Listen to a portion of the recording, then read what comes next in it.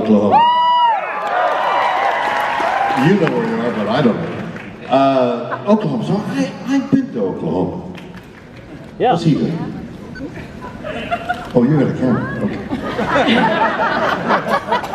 So I've been to Oklahoma a few times. I've been to the Futurity in Oklahoma City with reining horses. Yeah. There, and I ride a lot of horses. I ride reiners. If any of you know what that is, Yes. horses and reiners. Woo! Saddlebreds, and I sort of guide standard breds around. And the reason I'm saying this right now is like, it's sort of an introductory, like what do I say to you? Like hello, and then there's this pause in the conversation where we try and find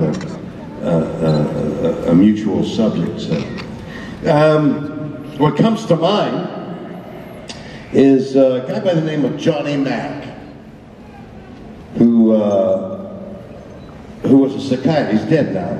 He's dead about 10 years. Somebody laughed. Somebody out there just laughed because he's dead. I don't want to meet that person, I'm sure. Johnny Mack is dead.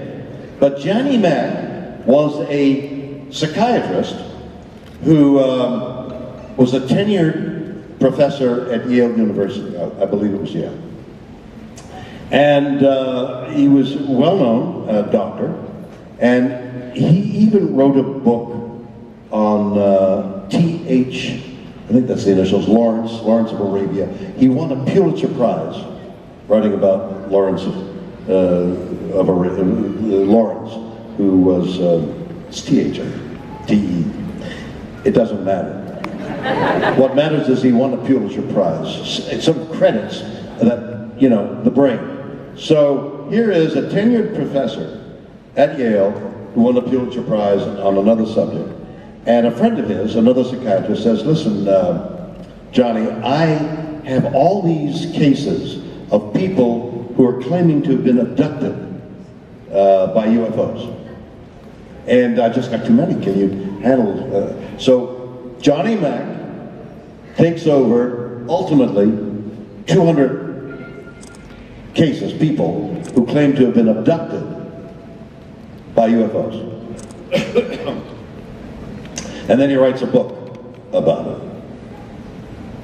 in which he says, I think there's UFOs. Now there's something to laugh about. I think there are UFOs, based on what I've seen and talked to with these people. I think there's something out there. That's his conclusion in his two books. Recently, I've been reading a book called The Dancing Woolly Masters. Anybody know that book here? The same person who laughed at Johnny Mack's death. So, I'm doing this for a purpose. This is to mesmerize you.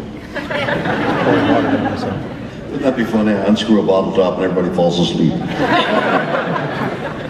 So, The Dancing Woolly Masters is a sensational book about the explanation of quantum physics, quantum mechanics, quantum. And one of the things in this mysterious world of quantum mechanics is the fact that somebody observing some phenomena brings it into existence, and then when they stop observing it, it fades out of existence. It's like nobody understands it. It's one of the great mysteries of all, you know, there are so many, everything's mysterious. We think we know something, we don't. Scientists I've talked to said, we just spread rumors. We don't know anything. But what we do know is this mystery that something can wink into existence and then wink out when you're no longer observing it. And this was before Johnny Mack's time.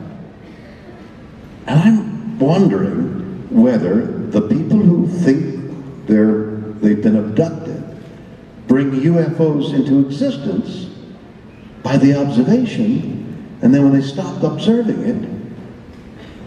it, it ceases to exist, and they've had an experience, and they don't know what happened to them. Is it possible? It sounds like science fiction. And it is. It's science fiction-y. And that's what we're all doing here. Yeah. We're all here because, my God, it's so mysterious. Is there any explanation? What's the explanation? And science fiction sort of says, well, here's a possible explanation. Here's something that the writer thought of that could be possible reality. And that's what we're doing here. The mystery of it all. So that's by way of introduction. How you doing, everybody?